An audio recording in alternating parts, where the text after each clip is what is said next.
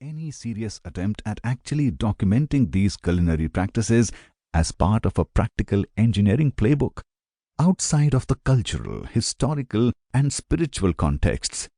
By treating our culinary tradition as something sacred, artistic, and borderline spiritual, we are doing it a grave disservice. Let me take music as a metaphor here.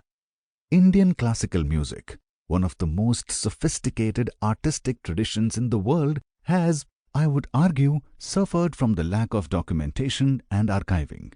In fact, the insistence on purely oral traditions of transmission of knowledge have ended up making the art a very elitist affair, not accessible to the wider population. Western music, in contrast, has a simple visual system of notation that is able to accurately capture every nuance.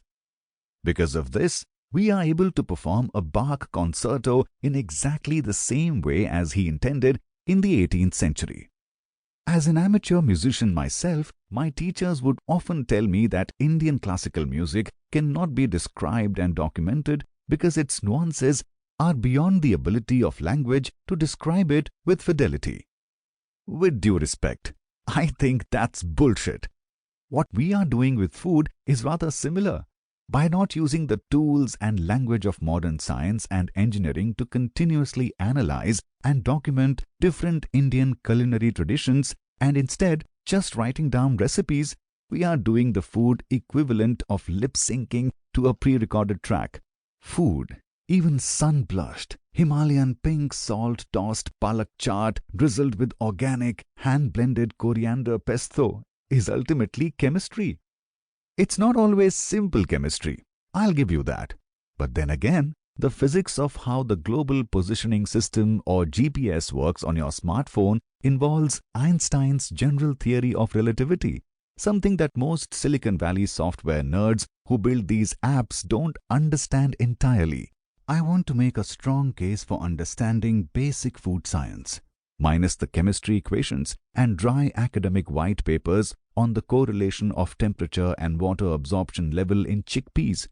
Chickpeas soaked in warm water absorb it faster, a trick you can use in case you forgot to soak them overnight.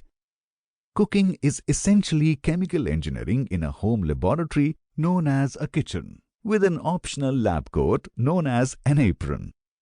Unfortunately, pseudoscience, amplified by WhatsApp, has given the word chemical a negative connotation. People regularly say, "I don't want to eat anything that has chemicals in it." In that case, I'd advise them to fast indefinitely. It's a cognitive fallacy, which assumes that somehow the glutamate salt in monosodium glutamate, or MSG, is a chemical, while the same glutamates inside the fleshy part of a tomato are natural. At a molecular level, they are the same thing. But more on that in Chapter 5. Understanding basic food science will make you a significantly better cook and also unlock your ability to experiment boldly without being tethered to recipes. Food science will also make for richer and more fascinating conversations with your grandmother when she teaches you how to make the perfect prawn kheer. Knowing how pressure caramelization works or rice to water absorption ratios, or the ability of glutamate molecules to add savoriness will help you imbibe her cooking methods and adapt it to many other dishes. I can see why this sounds daunting, considering that we live in a world buried under the collective weight of flowery adjectives used in food literature in general. Tomatoes are either sun-blushed or French-kissed. The lowly black urad dal takes on a silk root ambience in the form of Bukhara or Samarkand.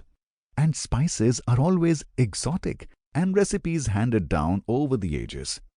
Indian food writing continues to romanticize desi cooking with the same Orientalist tropes that look down on technology and promote an utterly fraudulent notion of natural and organic, continuing to perpetrate that silly idea that Indian cooking is not scientific and that those who are good cooks just know by Shuddh Desi Ghee instinct what to add and how and when. But food is ultimately just chemicals, and the process of turning a chickpea pod into a mouth-watering chana masala is engineering.